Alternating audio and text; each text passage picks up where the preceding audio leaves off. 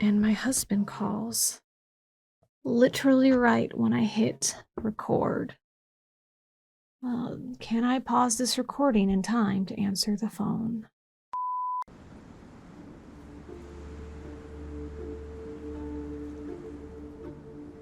Welcome to Forsaken by Shadows, a production of stories by Sarah Danielle.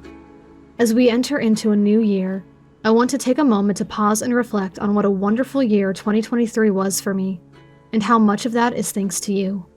Over the course of posting Forsaken by Shadows this year, I have met so many kind and wonderful people, and I've received the most moving messages and comments on my story.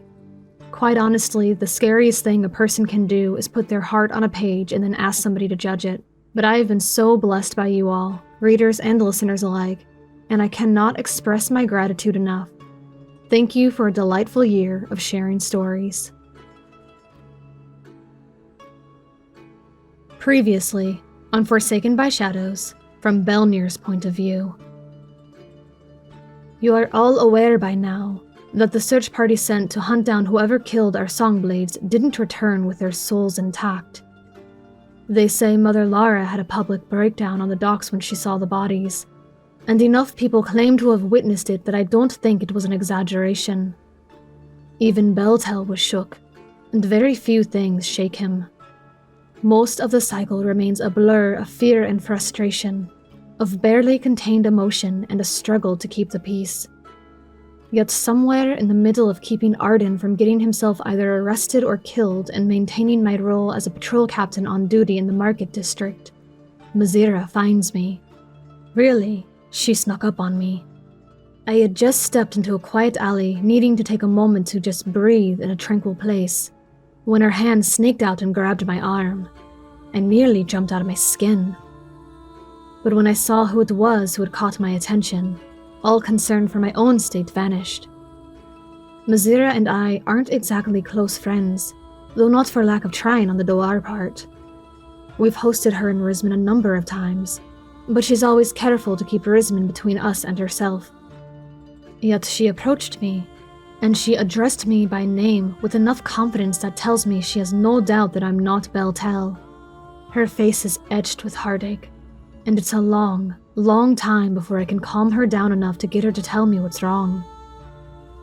She finally gets her story out, telling me she was there on the docks when Mother Lara broke down.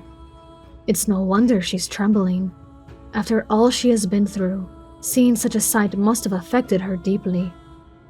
But it's her next request that catches me off guard. She asks me for my help, but won't tell me what she needs until I swear on my blade that I won't tell a soul what she's going to ask me. Normally, I wouldn't agree to such a demand, but it's Mazira. Timid, sweet-tempered Mazira. There's no one I am less worried about swearing an oath of silence to. So I agree, and in a tremulous voice, she asked me for help in the last thing I'd have expected. She wants me to help her buy a sword. Like a real, killing sword. From what Risman has told us, she's uneasy around blades, for obvious reasons. She won't tell me anything more, like why she wants it, or even why she is asking me instead of Risman, who is probably just as qualified as I am to help her judge the worthiness of a blade. We both went to the same blade-making class in Melee Magthair, and even though I am a blacksmith now, I specialize in cookware and farm tools, not bladesmithing. Still, I'm more than capable of doing what she asks, and I don't hesitate in agreeing. Strangely, my acquiescence seems to put her at ease, right up until we get to the smith's shop. You would think, with the shocking news we'd received, that the market would be deserted, but quite the opposite is true. People swarm the shops, hoarding goods out of fear. It means that while the blacksmith deals with other people, Mazira and I can work together to find a weapon that suits her. She eventually settles on a white-sheathed blade, and won't let me talk her out of something that is less reflective. But it's what she wants, and it's not really for me to say. So we part ways after she makes her purchase, with yet another reminder that I'm not supposed to tell anyone that I've helped her with this, and she scurries off. We're on the outskirts of the market, and I watch her go, not down the road that would lead her to the temple, but to the one that leads out of the city. The only thing in that direction is Elistrea's sacred pools. Putting the strange occurrence aside, I go on about my cycle. Things finally begin to settle in the city, and as the light becomes red and Arden is sent home to sleep off what the risers have made him drink at the Overdark, we go on about our scheduled patrol, as though the world hasn't been turned upside down. It's nearing deep crimson when Kilia and I round a corner and almost run over Drisman. I'm still jumpy and tense from the day, and he looks harrowed. When I ask him what he is doing out so late, he has the gall to lie to me, to tell me he's just out walking. It's not worth getting offended over. We all keep our secrets for various reasons, but I suspect I know his real errand. Mazira was quite upset. I wouldn't be surprised if he was out looking for her. Following my hunch, I drop a hint about where I last saw her, in case she holed herself up there. I can tell by the look on his face, and his question as to whether she was alone, that he was, in fact, looking for her. I smile as I watch him hurry away. I hope he does find her. I hope she tells him whatever was on her mind that led her to want to buy a sword, and I hope he's smart enough to offer to teach her to use the sword. It's a wonder those two haven't just eloped yet. As Rizman vanishes from sight, my amusement over their twisting love story fades, as Kilia and I return to our patrol. Even though we're within the walls, I still glance over my shoulder. It's hard to feel safe, knowing that somewhere out there, Drow have probably taken Torafein captive. Forsaken by Shadows, Part 3, Where Shadows Linger. Chapter 16, Sheared Pride. Torafein. Time was the rhythm of sanity in lightless caverns. Losing a sense of it was the first step toward unraveling, so Torafein marked the cycles with pain. When Chrysla was taken, a new day began. When he was taken, that day had ended. By his count, he was on the 4th day of captivity. His flesh had been ribboned, the bones of both hands smashed one by one, his wrists rubbed raw from his chains. Unlike Chrysla, who was healed to perfection after every interrogation, Torafein was given just enough healing to keep his heart beating and his head thinking. He supposed, despite Ivory's snide claim not to care for Loth's opinion on women, someone cared enough to treat Chrysla with a deference they thought he didn't deserve. Good. So long as it meant that Chrysla found relief, he'd take their favoritism. Pain was no stranger to Torafein. His nerves had been calloused over long years of blood service. Pain was temporary, fleeting, endurable. Yet pain was not his current torment. "Stop squirming," Mindra hissed, yanking his head back with what little hair he had left. She scraped the razor over his scalp, somehow managing to simultaneously cut, tear, and rip another lock free from his head. Blood mixed with the silver strands collecting like writhing snakes at his feet. Chains bound his body so thoroughly he could hardly move, anchoring him to the stone floor of Teloriel's makeshift torture chamber. Instruments Torafein had never seen and could only guess the purpose of lined the rough cavern walls, a sadistically impressive sight. Either Teloriel was extremely creative, or the art had evolved in the century since Torafein had made active study of the practice. Regardless, he would have chosen any of those tools over what Mindra was doing to him now. His head lolled forward again, and his tormentor snarled another curse, snapping it back as her razor stripped away his pride. Teloriel stood before them, looking on with an impassive expression, and the Zarkai, hidden beneath his gray clothes and demon mask, sat still and cross-legged by the entrance. Ivory had yet to move or speak for the entire session. Another row of his hair came free, and Torafein's humiliation welled.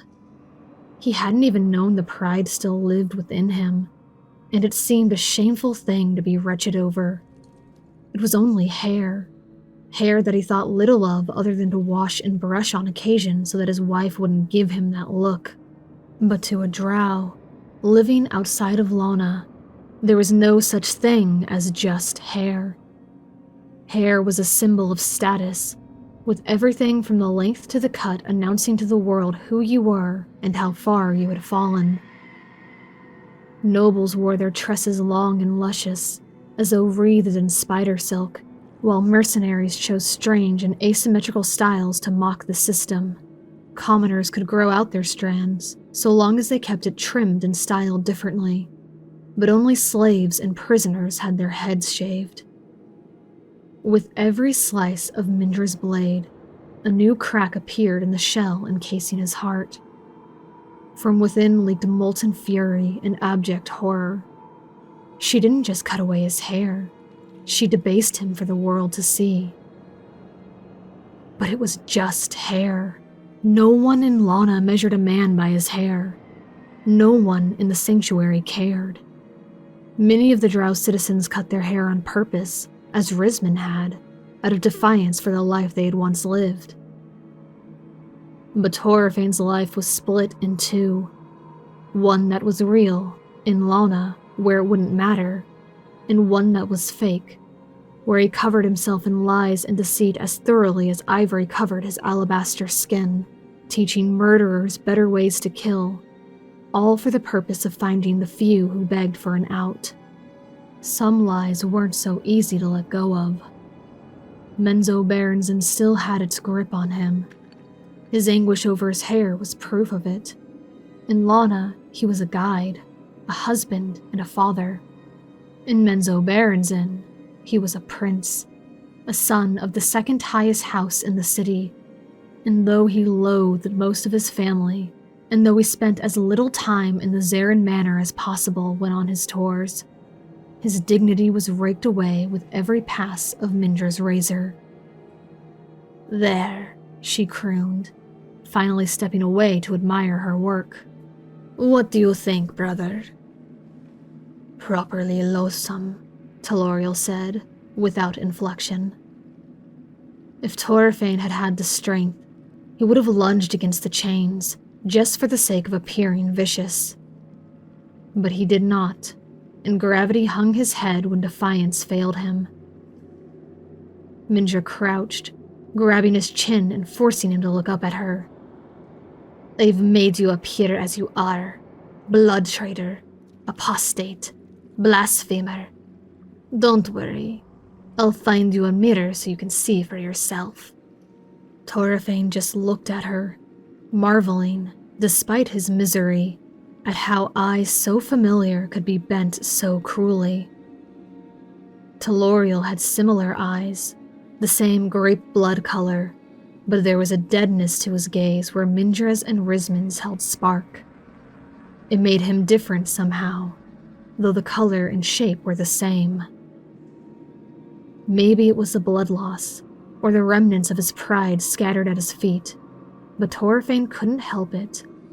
He laughed, a strangled, wheezing sound. Mindra glared, digging her taloned nails into his flesh. "And what's so funny?" "Your eyes," he said, wincing as blood dribbled from her grip. "They're the same as his. Same color, same zeal. I think I remember you now. You raised him, didn't you?" The priestess's expression flitted from anger to confusion to surprise, apparently just as poor at hiding her emotions as Rizman was. Maybe that's where he'd learned it. "What are you talking about?" "Yes, you raised him," Torafein said, though it ached to speak. "I know what it does to a woman when she nurtures a child, even if it is only her brother, not her own son. You loved him once.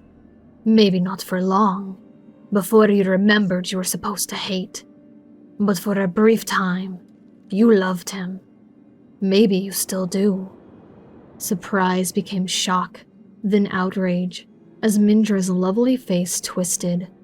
She slapped him with the back of her hand, hard enough that his jaw throbbed. How dare you! I am not infected with your sickness. Careful, sister, Teloriel warned, not for Torafein's sake, but her own. Of the trio, Mindra was far more likely to share secrets Torafein could use. She let her emotions lead her mouth and seemed to have an innate need for everyone to know how smart and in control she was. It made for easy gleaning if Torafein could just pull the right levers. In the heat of her temper, Mindra whirled to pour her wrath on Teloriel, but froze when Ivory moved, the pale elf stiffening slightly. The motion was subtle, unassuming, but it caught the attention of both Tyr siblings, who forgot about their brewing quarrel. There is a ship, said the Zarkai. Torafein blinked, his head spinning as his mind considered losing consciousness. No, not now. Not when they were sharing valuable information in his hearing. What kind of ship? Mindra asked. And where? Torafein had strained his hearing for hours, and not once had he heard a trickle of the Leirdvin, which would have oriented his location and given him an idea of how to get home. A merchant vessel, or so it appears, Ivory said. It flies the flag of Shandilran. We should take it, Mindra said, a hungry look in her eyes. They must be going to trade with the heathens. They can get us inside. Yes, do. The moment they failed the harbor master's interview in the light of the Orb of Truth, they'd be dead, and this threat would be ended. Teloriel laughed, a derisive, mocking sound. What? Mindra snapped. If you court death, by all means, attack a merchant vessel, Teloriel said. I will enjoy watching. Mindra bared her teeth. Are you afraid of a few coinmongers? Teloriel is right, Ivory said. No merchant travels without a small army to guard their wares. We would be sorely outnumbered. We were outnumbered when we took our prisoners, Mindra insisted, staunchly refusing to listen to the sound of counsel of men far better trained than herself. Torafein relished her inexperience, a tool he could exploit when the time was right. We had the advantage of surprise then, Teloriel explained, a mocking condescension in his tone, and Ivory's magic snare which threw the company into confusion long enough to trim down their ranks. This is different. Torafein listened with rapt attention. In the 4 days he'd been captive, they had never spoken so freely in front of him. The appearance of the ship, wherever it was, seemed to have distracted them from his presence. He willed them to go on, tracking every word and attaching it to what he and Chrysla had already guessed. There were only 3 of them. He and Chrysla had thought so, since they never saw anyone else, but it was still a comfort to know they were right. If he could just get word to Lana somehow, they could send the full might of the militia after them. Mindra and her boys wouldn't stand a chance, not against 400 trained soldiers. But even as he rested in the knowledge, his hope was destroyed. Just say the word, Mindra, Ivory said. My infantry stands at the ready. We can take your ship and expand our search in a matter of moments. Well, that changed things. No, Mindra said, the word cracking like the whip she wore on her belt. Not until we have a city to siege. I don't need any more men to feed. Fear cooled the fire of Torafein's wrath, but it didn't smother it completely. A siege was only dangerous for Lana if the siegers managed to break through the wall. Between the farming cavern and the river, the enchanted light by which they grew their own food, and the small herd of Rothi and the flocks of Diatrima, the sanctuary could survive isolation from the world for a long, long time. Still, their city was only so big. He didn't know how large the infantry Ivory offered was, but he knew House Tyr's personal army rivaled their militia, and that was just one house. What would happen to Lana if Mindra formed an alliance with other houses? His imagination teased him with images of the walls fallen, of lightning rending the enchanted sky, like a house raid on an insurmountable scale. Ivory inhaled sharply, then his body uncoiled from the stiff position he had been sitting in. "They have a wizard," he said, his hand going to his mask as his shoulders slumped. "A powerful one. My spell has been unraveled. I have lost the sight." Mindra swore and pounded her fist on the rock wall. "Then get up and go after it!" Neither man moved. They just looked at her, and Mindra cursed again, her anger a physical force that contorted her body. "Well?" "It would be a wasted effort," Teloriel said, as cool as Mindra was hot. "And why is that?" "By the time we got there," Ivory explained, "the ship would be long gone, and you of all people should know how fruitless following the river has been." Mindra roared with wordless hate and rounded on Torafein, advancing upon him. "Tell me where your serpents brood," she spat, loosing the snake-headed whip from her belt. "Now! I will not ask twice." Torafein looked at her as blankly as the men who had failed to jump at her command. Did she think to threaten him with a whip? The kind that had been used against him since his youth? Compared to his hair on the ground, or Teloriel's far more meticulous bloodletting, the hissing snakes were child's play. He'd learned to endure that pain before he was old enough to study at Melee Magthair. His silence must have been answer enough. The whip crashed down on his back and shoulders, lashing again and again, tearing apart what was left of his sinew. Torafein didn't hold back the cries of agony. Pain needed some way to escape. Mindra's torture was crude and reckless, and while effective in causing him misery, did nothing but further his resolve to keep his secrets to himself. His daughter would never know the lash of a snake-headed whip. His son would never feel its bite. Mindra could fillet him all she wanted, but she wouldn't get her hands on the people he loved. And when he awoke, if he awoke, he would pick apart their careless chatter, and together with Chrysla, they would plan. Thank you for listening to this episode of Forsaken by Shadows, written and produced by me, Sarah Danielle, and thank you to Tabletop Audio and Pixabay for the use of their work in this production. As always, Forsaken by Shadows is unofficial fan content not endorsed by Wizards of the Coast.